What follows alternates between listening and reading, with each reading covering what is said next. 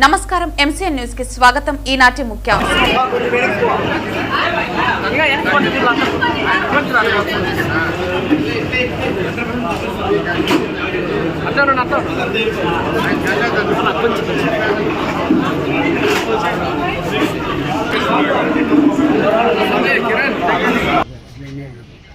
అందరికీ నమస్కారాలు.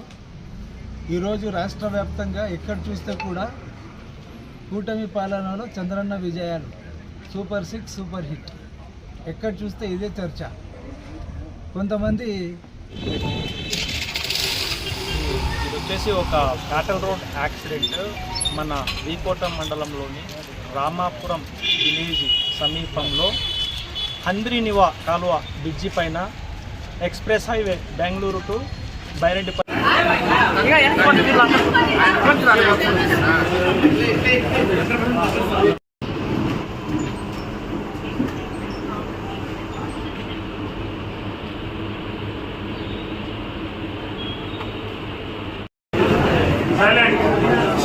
రాష్ట్ర మాజీ ముఖ్యమంత్రులు వైఎస్ జగన్మోహన్ రెడ్డి గారి పిలుపు మేరకు డిఎస్సి మీద జరిగినటువంటి అక్రమాల మీద చర్చ రౌండ్ టేబుల్ సమావేశానికి ఇచ్చేటటువంటి వైఎస్ఆర్ కుటుంబ సభ్యులు మరియు మీడియా సోదరులు, యువత, మహిళలు, అదేవిధంగా ఉపాధ్యాయులు, యువత అందరూ కూడా ఇచ్చేసారు. అందరికీ కూడా పేరు పేరున ధన్యవాదాలు తెలియజేసుకుంటూ, ఏదైతే ఈ మెగా డిఎస్సి అని చెప్పుకున్నటువంటి ముఖ్యమంత్రి చంద్రబాబు నాయుడు గారు మరియు ఆయన కుమారుడు నారా లోకేష్ గారు ఇది ఒక పెద్ద కుంభకోణంగా కొన్ని వేల కోట్లు దోచుకోవడానికే ఈ డిఎస్సిని వాడుకున్నారు అని ఈ రాష్ట్ర ప్రజలందరికీ గమనానికి వచ్చింది. ఎందుకంటే ఎప్పుడు ఈ దేశంలో ఇటువంటి డిఎస్సి ఇంతవరకు జరగలేదనేది అందరూ కూడా, ఉపాధ్యాయులు కావచ్చు, విద్యార్థులు కావచ్చు, విద్యావంతులు కావచ్చు, యువత కావచ్చు, అందరికీ కూడా ఒక అనుమానం తావిచ్చింది. ఎందుకంటే వీళ్ళు జరిపినటువంటి డిఎస్సి ఏదైతే ఉందో దాంట్లో మెరిట్ లిస్ట్ అనేది ఎక్కడా కూడా డిస్ప్లే చేయకుండా, కనీసం మెరిట్ లిస్ట్ లో ఎవరు వచ్చారు, లాస్ట్ లిస్ట్ లో ఎవరున్నారు, కనీసం ఎవరికి ఉద్యోగం వస్తుంది, ఎవరికి ఏ కారణంగా ఉద్యోగం రావట్లేదు అని కూడా తెలియకుండా వాళ్ళకు నచ్చిన వాళ్ళకి ఏదైతే ఈ 16,000 పోస్టుల్లో తూతూ మంత్రంగా మాత్రమే ర్యాండంగా ఒక 10-20% మందికి ఉద్యోగాలు ఇచ్చి మిగతా 70-80% దాదాపు ఒక 3,000 కోట్ల రూపాయలు కుంభకోణం జరిగింది అని కూడా అనుమానం ఈ రాష్ట్ర ప్రజలకు వస్తా ఉంది. ఎందుకంటే దీన్ని ఒక పక్క పేపర్ లీక్ అని ప్రకటించారు. ఈ పేపర్ లీక్ ప్రకటించిన దానికి కూడా కారణం ఈ కుంభకోణం బయటికి రాకుండా, రేపు పొద్దున్నే ఏదైనా ఇంత డబ్బులు తీసుకొని కోర్టుకు ఇచ్చారు బయటికి రాకుండా రేపు పొద్దున్నే సిబిఐ దర్యాప్తులో బయటపడినా, లేదు ఇది పేపర్ లీక్ వల్ల వాళ్ళకు ఉద్యోగాలు ఇచ్చామని చెప్పుకోవచ్చని దారి మళ్లించడానికి ఇవన్నీ కూడా ముఖ్యమంత్రి కొడుకు నడిపేటువంటి ప్రసంగం లాగా కనిపిస్తుంది కూడా మీకు తెలియజేస్తా ఉన్నా. ఇది కేవలం పేపర్ లీక్ ఒకటే కాదు, దీని వెనక కుట్రతోనే పెద్ద కుంభకోణంగా 3,000 కోట్లు డబ్బులు రూపంగా చేతులు మారాయన్నదే ఈ రాష్ట్ర ప్రజలకు అనుమానంగా ఉంది కూడా తెలియజేస్తున్నాం. ఎందుకంటే అందరూ కూడా గమనించాలి, సాక్షాత్తు ఒక ఉద్యోగం కావాల్సినటువంటి వ్యక్తి ఫోన్లో మాట్లాడేటువంటి సంభాషణ ఈ రాష్ట్ర ప్రజలందరూ కూడా చూశారు. అతని మీద ఫోన్లో మాట్లాడేటువంటి వీడియోలు కానీ మనం అందరూ కూడా చూసాం. ఎంత డబ్బులు మాట్లాడుతున్నాడు ఏమి అనేది దాని మీద నామ మాత్రమే కేసు కట్టారు. అంటే ఇంత జరిగినా దాని మీద కేసు కట్టలేదు, కేసు కట్టినా అతను అరెస్ట్ చేయలేదు. అంటే మతలబ్ ఏంటి? విద్యాశాఖ మంత్రి ఖచ్చితంగా రాజీనామా చేయాలి. సిబిఐ ఎంక్వైరీ జరిగిన తర్వాత నువ్వు ఏదైతే నిజాయితీ పరుడని సర్టిఫికేట్ సిబిఐ అధికారులు ఇస్తే ఆ రోజు మళ్ళీ నువ్వు మంత్రిగా కొనసాగచ్చు. అంతవరకు నువ్వు రాజీనామా చేయాలి. ఎందుకంటే ఇదంతా తతంగం ఎలా జరిగింది?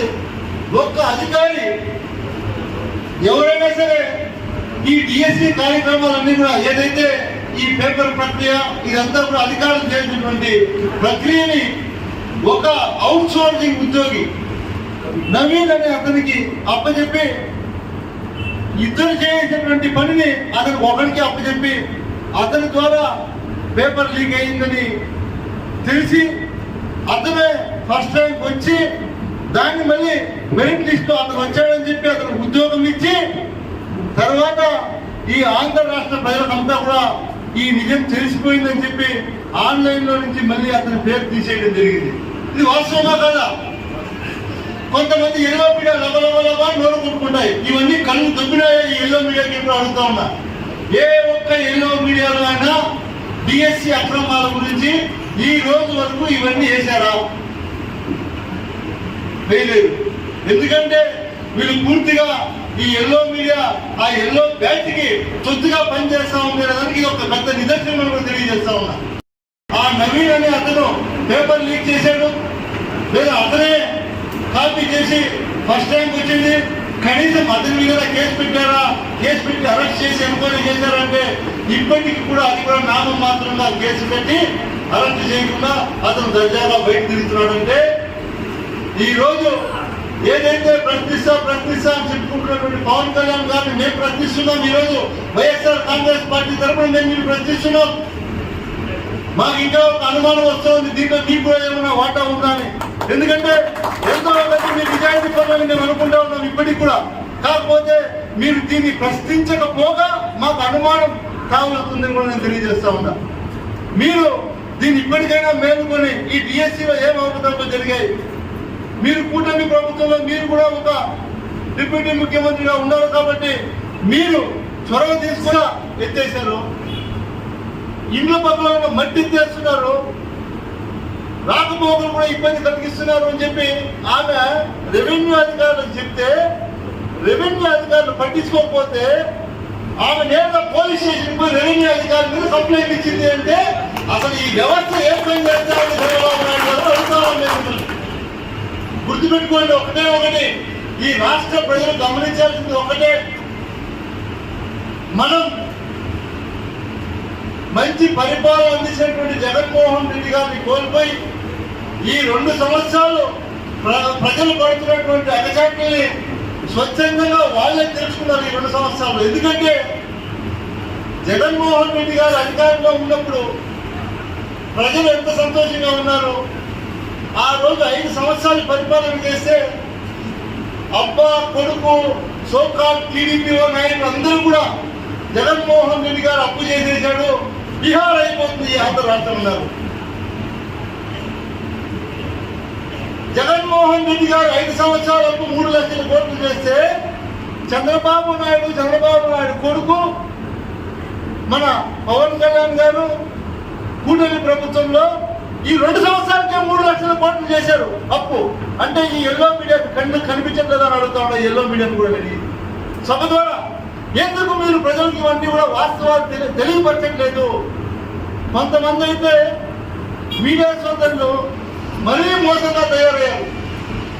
వైఎస్ జగన్మోహన్ రెడ్డి గారు చేసినటువంటి మంచి చెప్పకపోగా ఈ రోజు కూడా ఆంధ్ర రాష్ట్ర ప్రజలకు చెడ్డ జరుగుతూ ఉంటే తెలుగుదేశం పార్టీకి భజన చేస్తున్నారే, అది మీకు మంచిదవుతుందని నేను అడుగుతా ఈ వేదిక ద్వారా.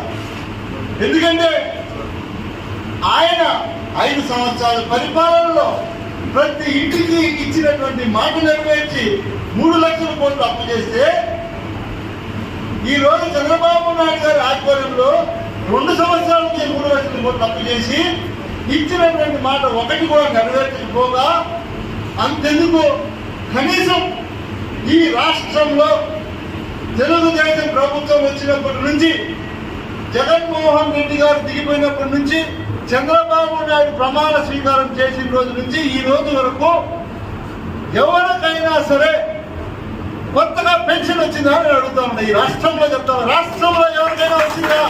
ఒకే ఒక పెన్షన్ ఇచ్చారా? కొత్త పెన్షన్ ఒక్కటి ఇవ్వలేదు, గుర్తుపెట్టుకోండి. ఎంత మోసం, ఎంత దగ! మీరు చేస్తున్నటువంటి ప్రతి అవినీతి కూడా ఇంకా మీకు ఏదైతే ప్రభుత్వం ఇప్పటికే 2 సంవత్సరాలు పూర్తి, 3వ సంవత్సరంలో కూడా సగం అయిపోయినట్లే గుర్తుపెట్టుకోండి. ప్రజలు ప్రతిదీ గమనిస్తున్నారు. ప్రజలే స్వచ్ఛందంగా రోడ్లోకి వచ్చే పరిస్థితి మీరు తీసుకొస్తున్నారు. ఎందుకంటే లాస్ట్కి ఇప్పుడు ఏం చేస్తున్నారంటే, మేమేదైనా మాట్లాడితే వాళ్ళు రాజకీయ లబ్ధి కోసం మాట్లాడతారని మళ్ళీ మా మీద తిరగబడి మాట్లాడుతున్నారు. మాట్లాడితే ఎవరో ఒక 10 గ్రాములు మైక్ ఇచ్చి వేరే సబ్జెక్ట్ మాట్లాడిస్తారు మళ్ళీ మా మీద. మేమేం మాట్లాడుతున్నామో దానికి సమాధానం చెప్పడం, వాడు ఏదో ఒక నోటికి వచ్చి మాట్లాడేసి పోతా ఉంటాడు. అంటే దొంగ తిరుగుడు ఎన్ని రోజులు మీరు చేయగలుగుతారు? ఇది ప్రజలు ప్రతిదీ గమనిస్తున్నారు. ఈరోజు ఖచ్చితంగా మీరు ఇలానే ఉంటే, మీ కుమారుణ్ణి ఇలానే చేస్తే చంద్రబాబు నాయుడు గారు ఖచ్చితంగా ఈ పాపాలన్నిటికీ కూడా దగ్గరలో శిక్ష పడే సమయం వస్తుంది. కాబట్టి మీరు ఏదైనా నిజాలు తేల్చాలంటే ఫస్ట్ మీ కుమారుడిని రాజీనామా చేసి సిబిఐ ఎంక్వైరీ చేసి, అప్పుడు ఆ ఎంక్వైరీలో తేలితే ఈయన నిజాయితీ పనులంటే ఆయన మంత్రి స్థానంలో మళ్ళీ కూర్చోబెట్టండి. అంతవరకు ఆయన రాజీనామా చేసేంత వరకు ఈ ఉద్యమం ఆగని ఈ రాష్ట్రంలో కూడా తెలియజేస్తూ ఇక్కడ ఇచ్చేటువంటి అందరికీ కూడా ప్రత్యేకంగా ధన్యవాదాలు తెలియజేస్తూ 6వ తేదీ, 7వ తేదీ, 8వ తేదీ, 9వ తేదీ పట్టణంలో మన రిలే నిరాహార దీక్షలు ఉన్నాయి. అదేవిధంగా 10వ తేదీ మనం గుండుబాయి నుంచి బజార్ వీధిగా మనం మార్కెట్ దగ్గర ఉన్నటువంటి వైఎస్ఆర్ విగ్రహం దగ్గరికి ర్యాలీగా అందరూ కూడా వెళ్ళాలనుకుంటున్నాం. వైఎస్ఆర్ కుటుంబ సభ్యులందరూ కూడా పాల్గొనాలి. మీరు ఏదైతే ఆ రోజు 2 వీలర్లో కారులో వచ్చే వాళ్ళందరూ కూడా ముందుగా అన్నీ కూడా మార్కెట్ దగ్గర పెట్టి, తర్వాత అక్కడి నుంచి వెహికల్లో ఇక్కడికి వచ్చి గుండుబాయి దగ్గర నుంచి మనం ర్యాలీగా వెళ్ళి ఆ ర్యాలీని విజయవంతం చేయాలని కూడా మిమ్మల్ని అందరినీ కూడా కోరుకుంటూ సెలవు తీసుకుంటాము.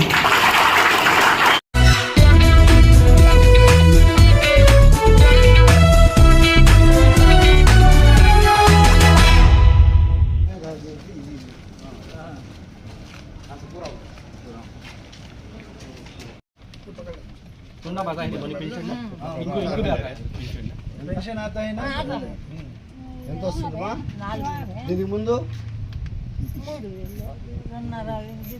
4,000 వస్తుందా పెన్షన్? ఎవరు ఇస్తున్నారు? చంద్రబాబు సార్ ఇస్తున్నారు. గుడ్. అందరికీ మీరు బాగా పనిచేసి అవగాహన తీసుకొచ్చారు. స్త్రీ శక్తి పథకం ఉంది, బస్సు ఫ్రీ. పోయినారా? జర్నీ చేస్తున్నారా? బిడ్డ కోసం త్యాగం చేస్తున్నావు మీరు. జర్నీ కరేనే ఫ్రీ బస్ మే చేస్తా ఉన్నారు. బస్ లో పోతే టికెట్ తీసుకుంటున్నారా మహిళలకి? ఫ్రీజ్ నా పెద్దదూर ये पथकम है चंद्रबाबू नायडू। कितना तुम लोगों से कितना प्यार है देखो, औरतें बोले तो।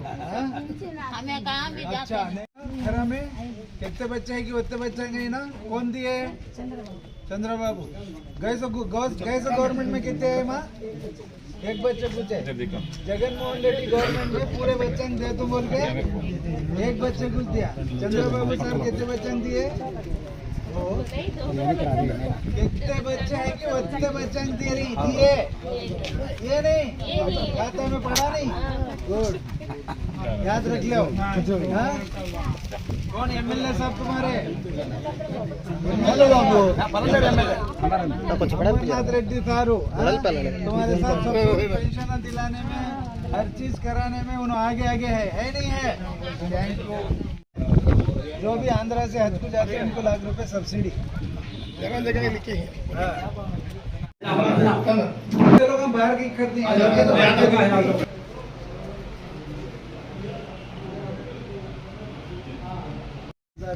15,000 आ रही ना। अच्छे है ना। कैसा तुम्हें खाना तुम्हें खाती खिलाना नहीं खा सकते हमारे अम्मा जिलो हमारे अम्मा उनका बटका तुम्हें बहुत बड़ा काम मिलता है बेटा इतना बड़ा है तो सर्विस करती है ना बहुत बड़ा अजर का काम कर रहे बहुत बड़ा अजर का है मामूल नहीं बात करो तो भी बैलेंस आता है बॉडी में। इतना बड़ा बेटा रख के भी हर माँ को कैसा प्यार रहता वो प्यार से आप तुम्हें करती है ना वही हिम्मत करो हमें सब है चंद्रन आईबाद 15,000 चंद्रन आईबाद 15,000 तक 15,000 पहले कितना आती थी 5,000 छोड़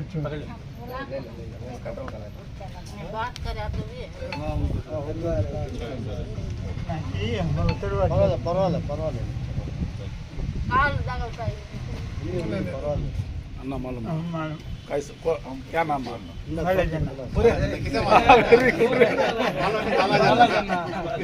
नो कौन मालूम అంటే బాలాజన్న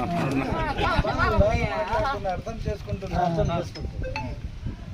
जाते रहती ना रोज से अच्छा బెరాల్ అట్లా అందరికీ నమస్కారాలు ఈరోజు రాష్ట్ర వ్యాప్తంగా ఎక్కడ చూస్తే కూడా కూటమి పాలనలో చంద్రన్న విజయాలు సూపర్ 6 సూపర్ హిట్ ఎక్కడ చూస్తే ఇదే చర్చ కొంతమంది ఓర్వలేక ఏడుస్తున్నారు ఎవరు వాళ్ళు వైసీపీ వాళ్ళు ఎందుకంటే బాగు చేయాలని ఆలోచన ఉండదు చెడగొట్టాలని ఆలోచన ఉంటుంది YCP and company Jaganmohan Reddy and company Chandrababu గారు బాగు చేయాలా బాగుండాలి రాష్ట్రం బాగుపడాలి రాష్ట్ర ప్రజలు బాగుపడాలి రాష్ట్రానికి అభివృద్ధి కావాలి రాష్ట్ర ప్రజలకి సంక్షేమం కావాలి ఈ దిశగా బాబు గారు గౌరవ ముఖ్యమంత్రి వర్యులు చంద్రబాబు గారు ముందుకు అడుగులు వేస్తున్నారు రాష్ట్రం అభివృద్ధి పోలవరం చూడండి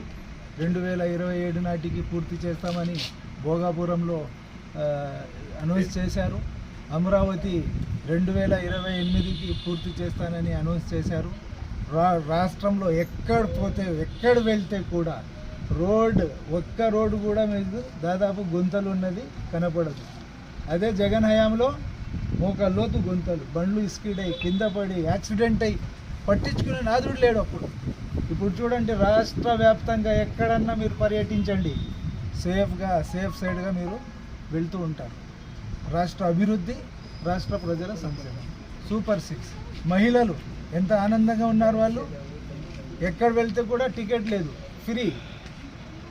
ఫ్రీ ఆధార్ ఇవ్వండి మీరు గమ్యాన్ని చేరుకోండి మీ అవసరాలు పూర్తి చేసుకోండి ఫ్రీ శక్తి గ్యాస్ సిలిండర్లు తల్లికి వందనం పడింది మొన్ననే పడిందా లేదా అందరికీ పడిందా ఇంట్లో ఎంతమంది బిడ్డలు ఉంటే అందరికీ పడిందా లేదా వాళ్ళ తల్లుల ఖాతాలో బాబు గారు సొమ్ము జమ చేశారా లేదా చేశారు కదా అదే జగన్మోహన్ రెడ్డి ఏం చేశాడు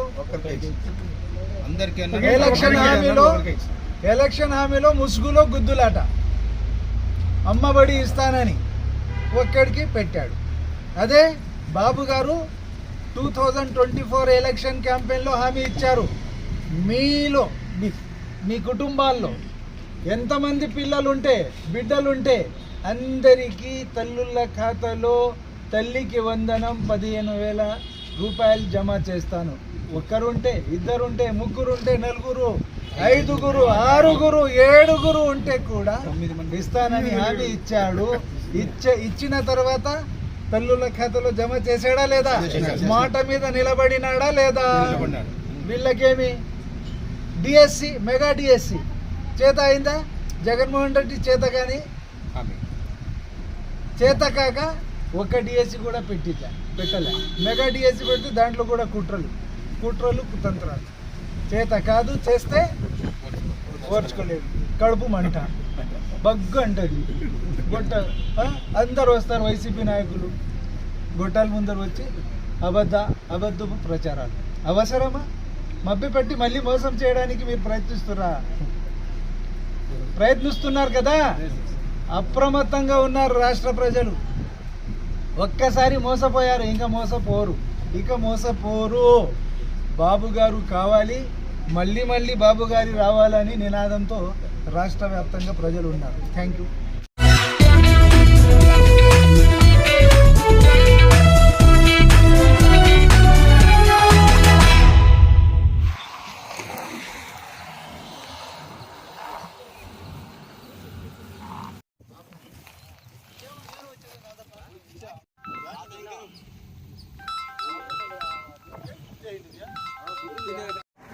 ఈ కోటకి వెళ్ళా పద.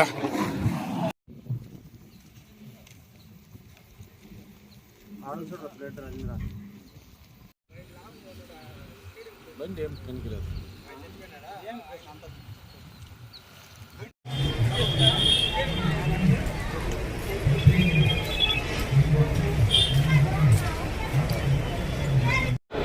పిల్లలు పిల్లలు కాలేదు. మానస వయసు ఉంటుంది, ఎంత ఉంటుంది మీకు? 26.